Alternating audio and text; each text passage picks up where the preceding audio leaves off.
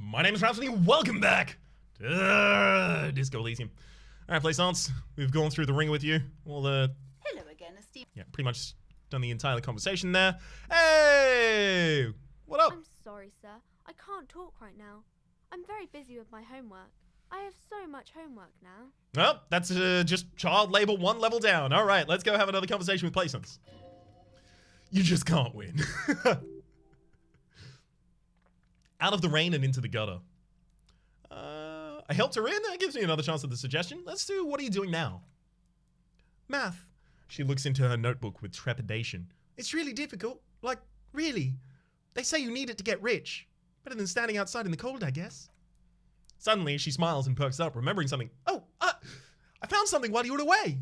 What is it? Oh, rad. I thought that this would fit you. She gives you a hat, almost exactly like the one Dick Mullen wears on the covers. Like, a thanks for helping me out. Not me, the city, I mean. Like a detective does. It's a fedora? Pretty sure it was a trilby. Wait, where'd you get it? Just what Dick Mullen would ask. She lowers her voice. I got it from behind the curtains. I'm not really supposed to go there. A detective hat? Yeah, just like the one Dick Mullen wears all the time. She grins. You look way more serious than that. Suddenly, she looks back at her infernal scribblings under the nose. Right. Well, I have to get back to my homework now before Mom notices. Man, this is hard. Alright.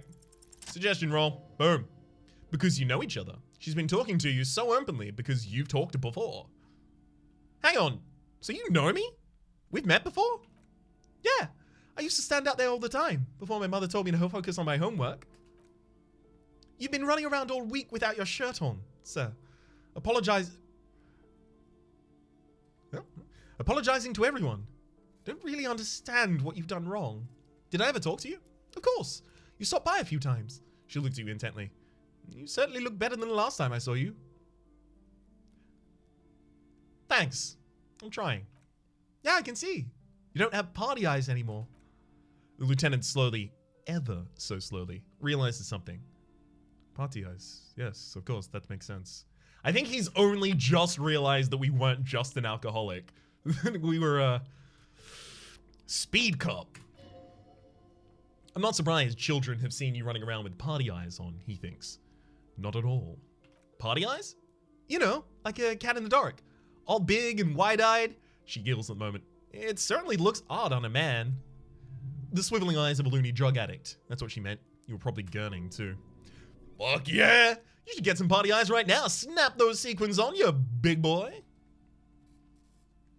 Does that mean I've been partaking in scandalized narcotics? Oh, baby, that's not the thing you have to worry about. Worry about the important thing. So why didn't you tell me you knew me to begin with? I didn't know I had to do that. She looks puzzled. Thanks. I've learned something about myself today. I'm glad I could help you, sir. She smiles a wide, helpful smile. Oh, beautiful. I'm very happy with how this is all wrapped up. Do any of the books call out to me with pain threshold? Interesting. I actually do have like a couple things going to increase my pain threshold. Pop that. Whoa. Why does it make a sound every time I equip that one? Oh, right. It's because I've got an extra point of morale. Gotcha, gotcha. That's from the extra volition, I have to imagine. All right. Pain threshold, pain threshold. Whoop. That's physical instrument. Pain threshold, pain threshold. Eventually, I'm just going to memorize all of these, but today is not that day. Whoop-a. Anything else? Physical instrument, not what I'm looking for. Oh, Dick Mullen hat. +1 to encyclopedia. If anything, this wide-rimmed hat looks even better than the hat Dick Mullen wears. Dick Mullen is stupid. And not even real. You're real. Your brain is real. Your real brain is inside the hat. Woo.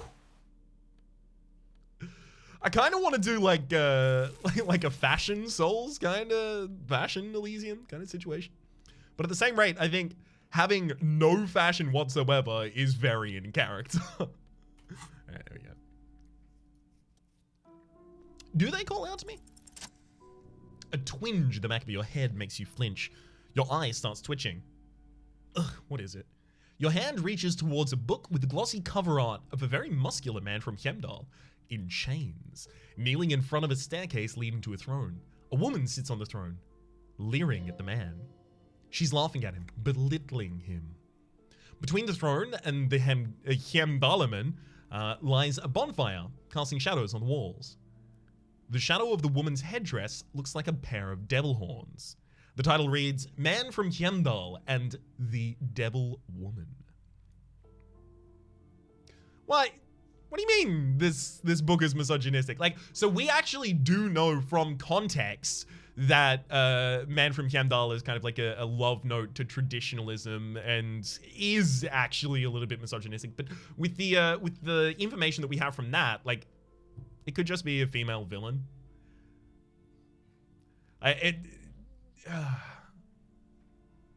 From Hemdal in chains. Like, yeah, like it seems weird to me to argue that what? No, the villain is a woman? That's misogynistic, because does that just mean women are relegated to only be in other roles? That, if anything, that seems more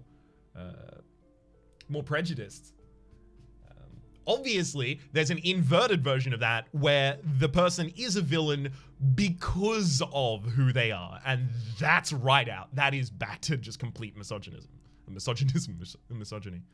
And in other instances, you know, obviously racism, homophobia is like an example of that. Like, you know, examples in media of this is a gay villain, and it's coded in there that the villain is a villain because they're gay and because of something innate to them, or maybe even the discrimination they faced as a result of being gay. And it's like, you're not helping.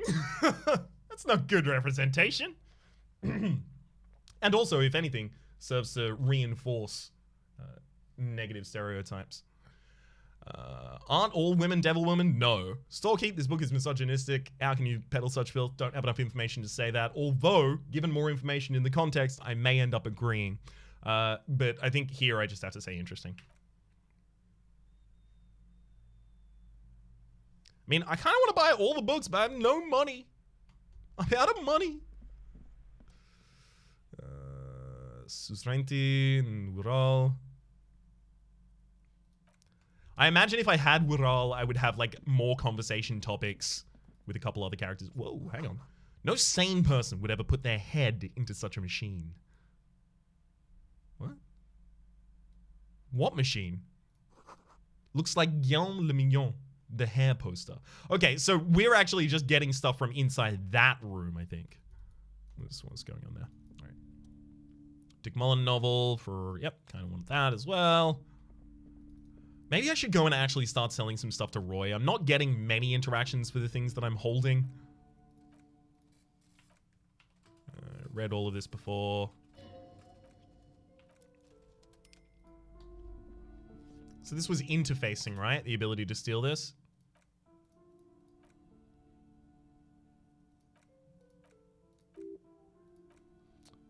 So wait, do I not have the ability to steal one of these? We did all of this many, many episodes ago. I'm not going to spend the entire episode reading stuff that we've done before. It's just, my map currently tells me that I have a theft check to make here, but apparently no, I'm literally incapable of doing it. All right, that's another example of them giving me a thing that I'm not actually capable of doing. Or rather, putting me in charge of doing a thing that I'm not actually capable of doing. Hopefully the working class woman is back now so I can give her the good news. I have found your husband. And then shortly after that, I have to give her the bad news that he's dead. It's a good news, bad news situation. I hope I have the ability to pitch it like that. I've got good news. There's nothing to do with this except for, you know what? Kick it and then immediately die as a result. I'm not super keen on that one. Weirdly, I know. We have to call back the station and say that we're taking this case as well, by the way. We might have other interactions with the station also. I'm gonna run my fingers over the steering levers and then tap on the preheater gauge. The white suede feels luxurious under the touch, and the metal clutch handle feels oh so familiar in your palm, because we had a car similar and we destroyed it.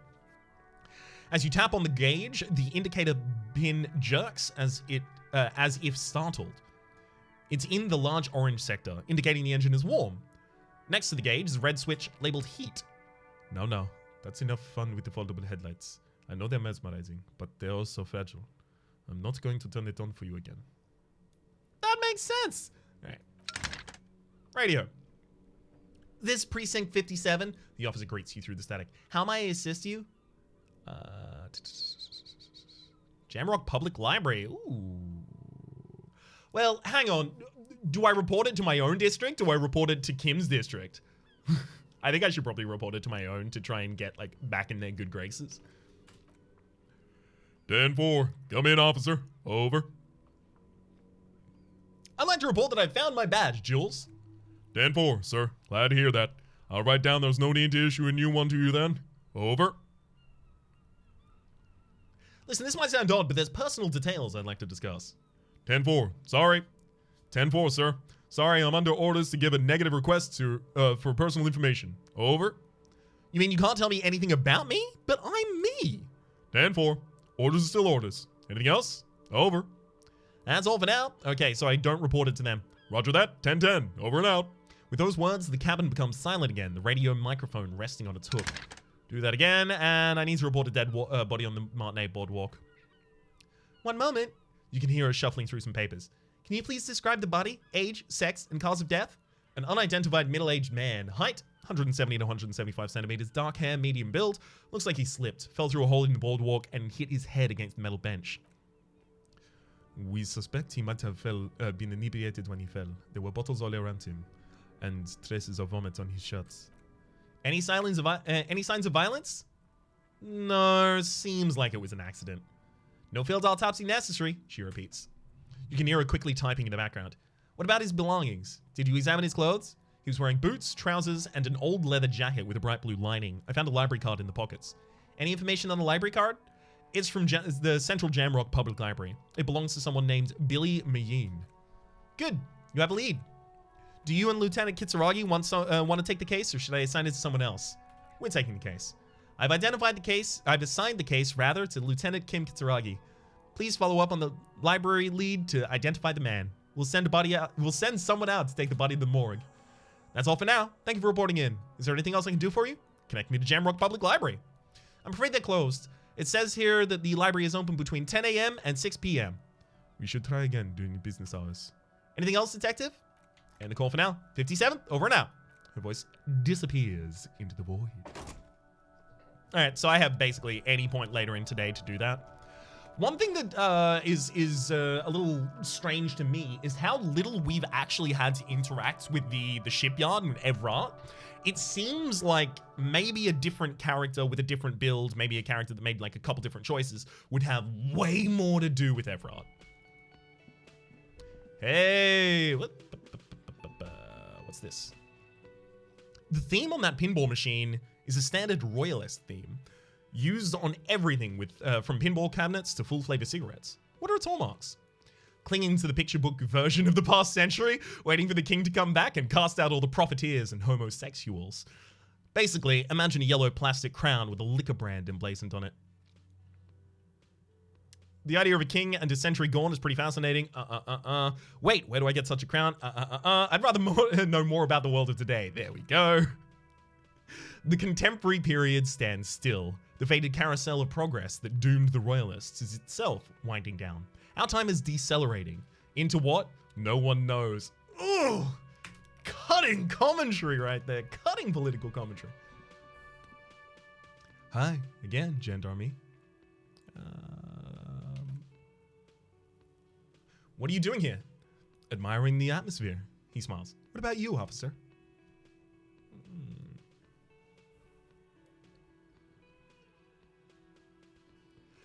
I don't know what I'm doing here. I just go wherever life takes me. Maybe you should figure it out, detective. Whoa!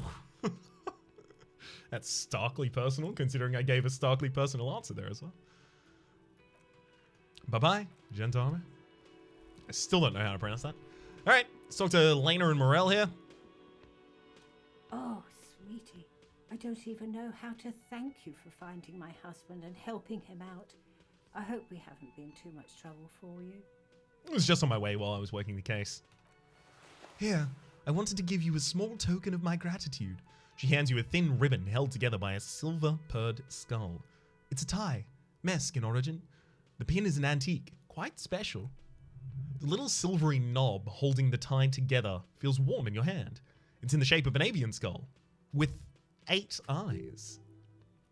You could ask her about this when you get the time, it's probably a cryptid, but the phasmid, of course, is more important. You never told me you've seen the phasmid. Oh, you don't want to hear about some old woman's ramblings? Ramblings? Hang on, I forgot Morel's voice. Ramblings? Nonsense! Your description of the phasmid is the most precise I've ever heard. But darling, I didn't get the size of it right. You were a child, my dear. Really, it's extraordinary what you were able to describe. Now go on, tell our friend about it. He's proven his interest in the field.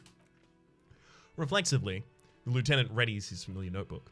Well, it was the summer, she starts. I was building the racing track out of sand on the beach near a tall stand of reeds. Quite a tall one. Many times my height, I remember.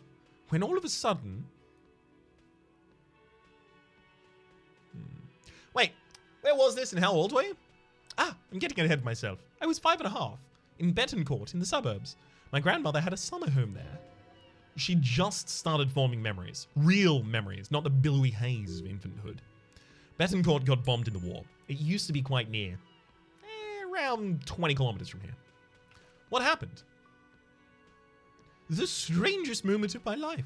I looked up and one of the reeds moved. Not like a plant, but like a living thing. It stood up and looked at me. Its body unfolded like some antique toy. I've never seen anything like it.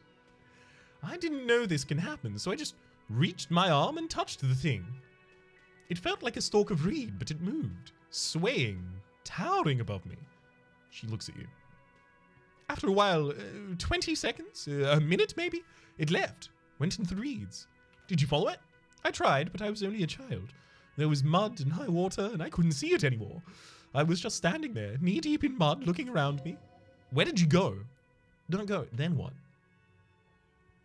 I ran back home to my mother and asked her if grandmother and asked her if reeds could walk and told her they were looking at me. She chuckles. Of course, she just laughed at me, but I knew what I'd seen.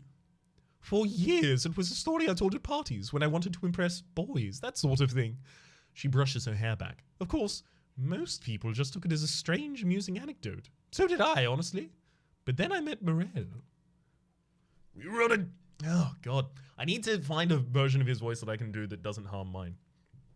So it might not be similar to his actual. We were on a date, can you imagine? She tells me a story and it's the most detailed report of the Indian phasmid I have ever heard. She told me it hissed. So that's how they met. This is beyond significant for them. It did, yes. Like reeds in a gust of wind. It hissed like reeds in a gust of wind. All right. The way it moved, the color, how some of its limbs were white like marble. He breathes excitedly. It matched perfectly with what I know from other accounts. It was amazing. If it weren't for Lena, I might have given up hope years ago. It's no exaggeration to say she restored my faith in my profession. He looks at her with admiration, forgetting a wide smile on his face. I'm gonna go top down. You're on a date? First, yes. The old woman looks at her husband tenderly. Its limbs are white? Not all of them, he answers for her. There is some white coloration reported, along with beige, where the camouflage ends. How big was it? It's quite hard to say how big things are when you're quite small yourself. To me, it seemed taller than I was then. But that's probably not the case. Maybe you imagined it, Lena? How could she? Who imagines this? She didn't know about the phasmid. This is the main thing here, which makes it a confirmed sighting. She had no previous knowledge of the insect. That's true, yes. I'm almost certain neither my grandmother nor mother knew of it. It was only when I started telling this story that as a teenager, that the boys would tell me, Lena, she lowers her voice, intimidating a boy, You trying to tell us you saw the Insulindian phasmid out there and those reeds? Get out of here. She smiles. They just give me a cider and ruffle my hair and tell me to stop dreaming, but I saw it. Kim, what do you think of all this? I thought it was a wonderful story, Mum. He closes his notebooks and gives her a simple smile. But I don't believe it. A child left unattended on a warm day? Children make up stories and then they end up believing them. I'm on Kim's side with this, but I'm not going to burst their bubble. They're not hurting anyone. Except for Gary, the crypto-fascist. I will fine him his whole life's worth of money.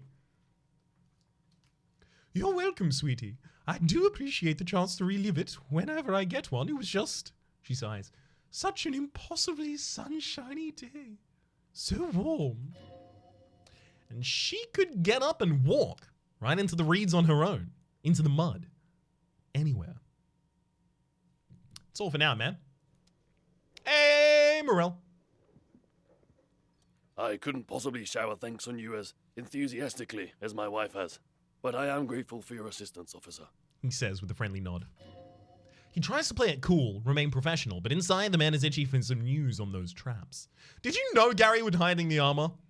Hell no, I had no idea. And I'm still cross with him, to be honest.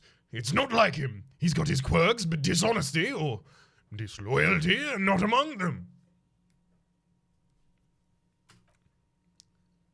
Thanks, the man mutters in the distance. He doesn't dare say anymore.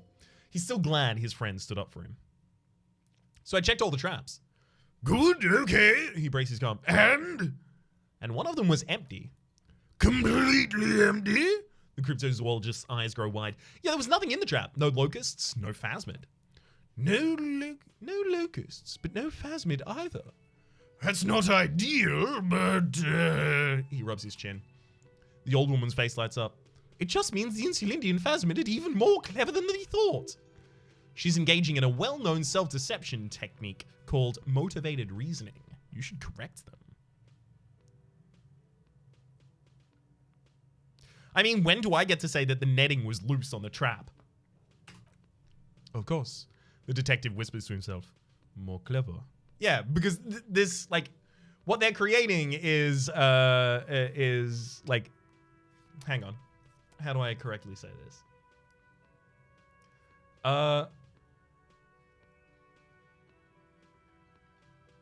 They're creating an unfalsifiable hypothesis here. Of every time we don't find it, it must be there's something that stopped us from finding it. You're dealing with a subject near and dear to their hearts. It might behoove you to tread lightly. yes, the phasmidia picked off when the locusts and escaped. This is good news. They will have to reconsider the design of the traps, making them more secure. His companion adds, another trip to the reeds. It's not very scientific to reason backwards from a conclusion you want to be true. That's what I would say, but I've got to tread lightly. So how about, are you sure you've exhausted all the alternative explanations? The cryptozoologist's face flushes with indignation. Of course we have. Wait, Morel? The old woman raises her hand. He may have a point. We have an obligation to rule out other hypotheses. His face reacts. You're all right, dear. That's a fair point. But what other explanation could there be? He turns to you. Pardon me, this is a big deal for us. You've helped us twice now and brought great news, too. My gratitude, and the gratitude of the Societe Cryptozoologique of Rhapsody is yours. Heartfelt gratitude. But does it feel like closure? What really happened? Thank you. It's an honor. He says with a straight face, then turns to you. We should probably return to our main investigation here. This has been refreshing, but helping cryptozoologists isn't really a priority for our organization, is it? The lieutenant looks out the window impatiently. I insulted Morel, so I don't have an alternative theory there. However, pretty sure I have a little bit more of interfacing to pop on. So why don't we get some Woo! 8-eyed Teratorn tie. A slender bolo tie held together by an antique clasp in the shape of a bird skull. The skull features 8 cavities for eyes. It's disturbing, but you can't look away. Nice. Inland Empire and Volition. Pretty good pickups there. All right. What are we looking for? What are we looking for again? What are we looking for? I've completely forgotten. It was interfacing, right? Pretty sure I don't have anything on with negative interfacing. Those are gloves. I already have gloves on that have interfacing attached. Okay, anything with negative interfacing? Nope, cool. All right, rolled it. Hello. Lena and I were just discussing the design of a new trap. Interesting. I know that Kuno's a hooligan, so that's probably that I'm going to suggest that Kuno must have destroyed the trap. Consider the way the empty trap was disturbed, as though shaken. Most likely the hands of a young person, hands small enough to fit inside the trap too. You should ask about the redheaded boy, Cuno, rather. I think a little hooligan named Cuno may have stolen the locusts. A little hooligan, but what would a child want with bugs? He probably confused them for drugs. It's spelt so similarly, and he can't spell. The shadow of worry passes over the woman's face. Oh, my dear Morel, you've been an old man for too long. Kids love to torment insects, almost as much as they love to torment old folks. I'll talk to the little gremlin and see if anything comes up. Delinquents, my favorites. It doesn't sound like it's really his favorite. Oh, you've been such a dear to us. Please let us know whatever you turn up. I have a feeling we're getting so close. The man turns to his companions. Well, I see you've got all the help you need. I'll see you tonight at my place. This place is serenity. But no more field trips for me.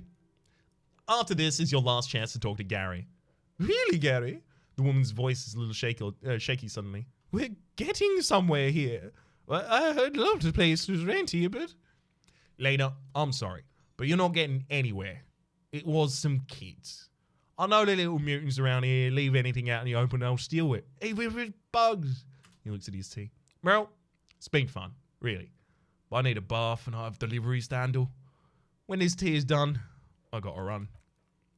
No need to apologize, Gary. You've been more than helpful.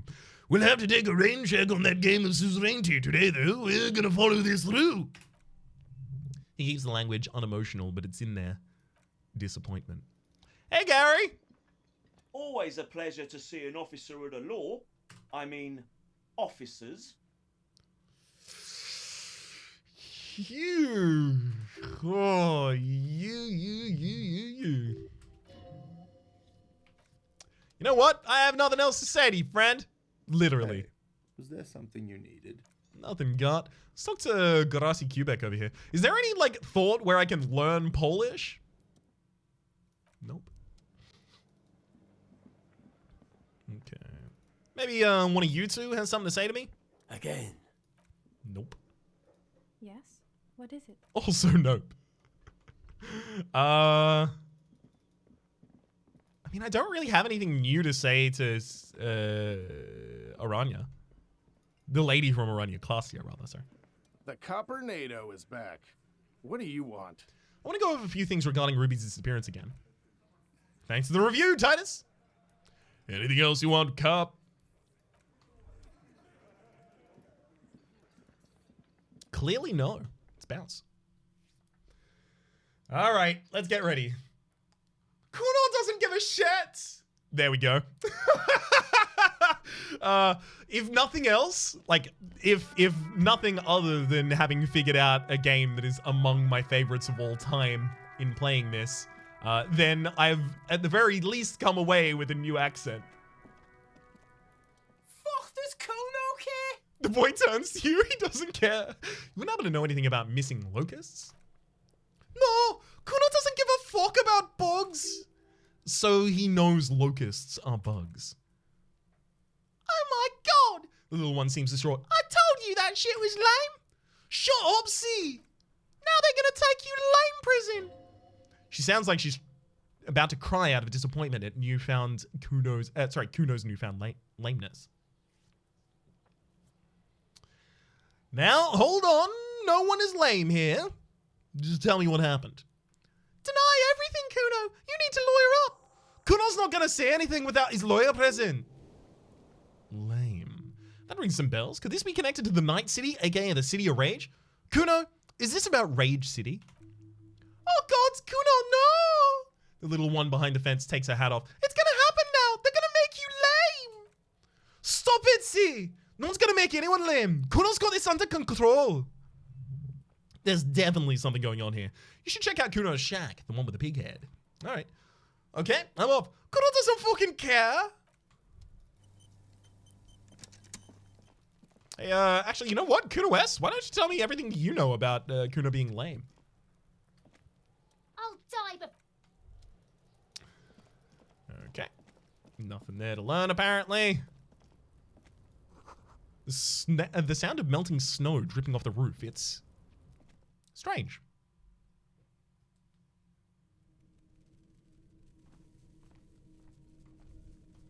All right. It's crawling with locusts in here. A magnesium supplement you rub on your chest to live a happy magnesium-rich life. We're not a mag cop anymore, so. Or a magnesium-based life form, rather. All around you, the hisses and chirps of locusts fill the musky air. The earthen floor of the shack has been shaped into mounds of mud dotted with little holes for windows. Like skyscrapers, spires of dirt and sand rising. Accommodations for their insectoid inhabitants? Well, detective, it appears you solved the case. The lieutenant looks around, writes something in his notebook, and turns to you. Of the locusts. For the missing locust case, which was a sub-case of the imaginary insect case. So at least that's going well. Precisely what I was thinking! Yes, he nods. I feel like we are nearing a real breakthrough. You think the Insulinian phasmid is nearby? If anything, the presence of the locusts points to the opposite. The phasmid did not take the bid from the chaps. It was Cuno. The phasmid doesn't exist. But what do I know? He shrugs. We should talk to Kuno and get about this. Get him to stop. I'll let you handle the Kuno side of things. You're doing just fine. Yeah, and it has nothing to do with the fact that you're probably not keen to talk to Kuno at all. I'm certain.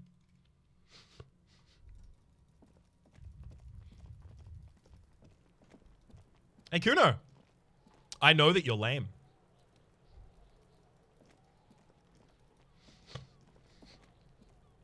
Fuck, does Kuno care? I know you took the locust from the traps the cryptozoologist stood up. Yeah, he says slowly, meeting your gaze with some defiance. Kuno took the bugs, so what? So it wasn't the phasmid. A wave of disappointment washes over you. You say you don't give a fuck about bugs and then you go and build a whole bug town? It's not Bugtown. It's the city of locusts, he says, enunciating every syllable. Locusts aren't just bug shit. They've come out the sky like a fucking shadow. Shit descends. Stop.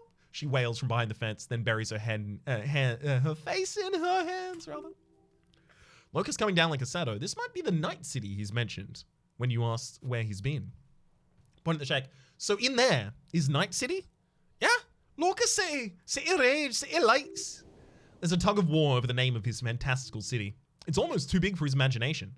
The girl forces herself to watch again, the corners of her eyes twitching from discomfort. City of Rage sounds like a cool place. Kuno, the pigs want to help you, she moans. That's how lame it is. Please don't say you're an artist. He pushes his chest out. Maybe I am an artist. You hear that now? I'm a fucking artist, everyone. Did he just say I? Kuno usually says Kuno.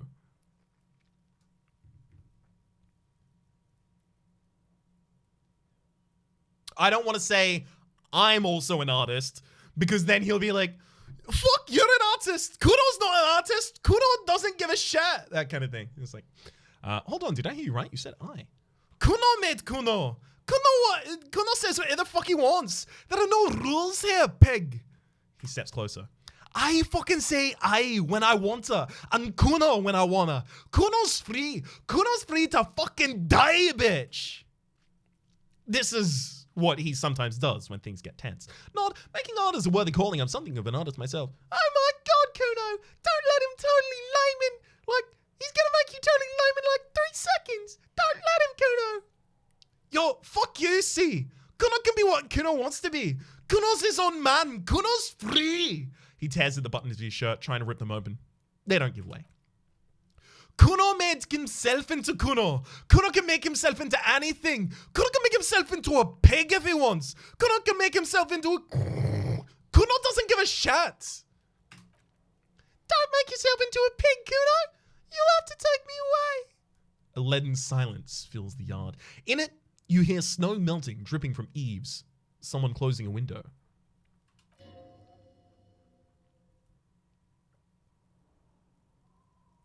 Dripping from the eaves. Maybe that's a reference like eavesdropping? Someone closing a window, eavesdropping kind of situation.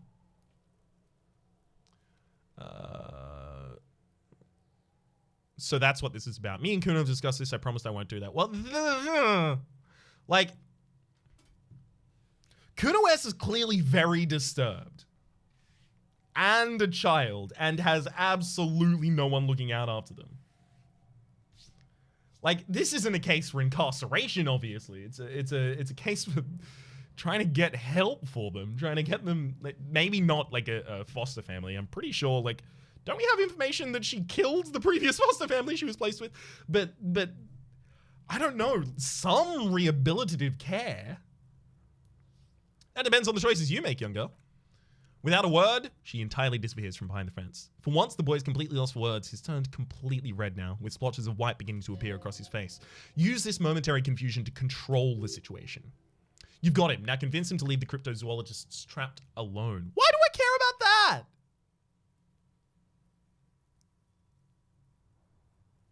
He doesn't care about that.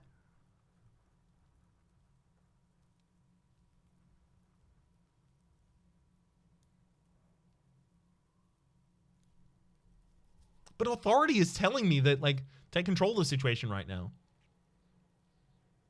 Fine. I need you to stop taking locusts from the trap. The cryptozoologist is trying to find something very important. Those locusts are bait.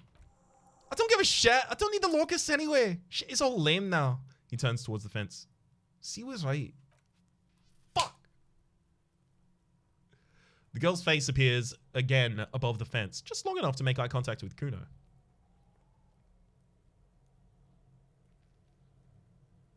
Maybe the fact that she was gone was the only reason I could tell him to do a thing, so that's why that happened in that way. I had to ask, what's the city of locusts mean? It doesn't mean anything, it's shit. Kuno just likes to focus. Kuno likes to concentrate on shit, building shit when he's zipping hard. Fuck. He turns his burning face up to the falling snow. Pig! He says finally, lowering his gaze to meet you. You really shouldn't have fucked with Kuno City. That's so fucking lame. What's going on to happen with the locusts? Nod toward the shack. Kuno's gonna let the fucking locusts die. Now that's settled. Better be off. The fuck are they trying to catch anyway? He asks you before you leave. With the traps. The Insulindian phasmid. Huh? He mutters to himself. He recognizes the name. Wait, do you know what the Insulindian phasmid is? Bitches think Kuno doesn't know shit. He says angrily. The fuck out of here. Kuno's tired of this shit. As you leave, you notice his usual rooster-like swaying posture has changed. Slowed down. Like clockwork unwinding. There's silence between the two children. They're not saying anything to each other, nor looking in each other's direction. Hey, Kuno S. I'll die before I... Nothing to say to you, apparently. Kuno, do you want to, like, say anything new in this conversation yet? This Kuno? Nope. Fuck does Kuno care? Kuno doesn't fucking care.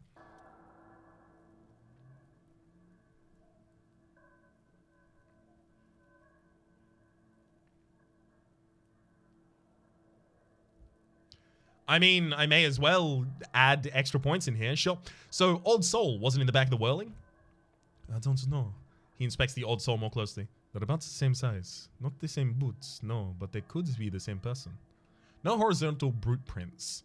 Whoever walked in the Whirling's pinball workshop didn't walk here. No. These prints are pretty standard. The ones in the dust look custom. No, maybe they're just a foreign design? It's a boot print, whatever the case. Alright, we've been through all that. And, in fact, we've been through the whole episode. For the moment, my name is Rhapsody. The name of the game has been Disco Elysium. Hopefully you've been enjoying yourselves. There's a playlist in the description down below with all of my content of the game, past, present, and future. And hopefully we'll see you next time.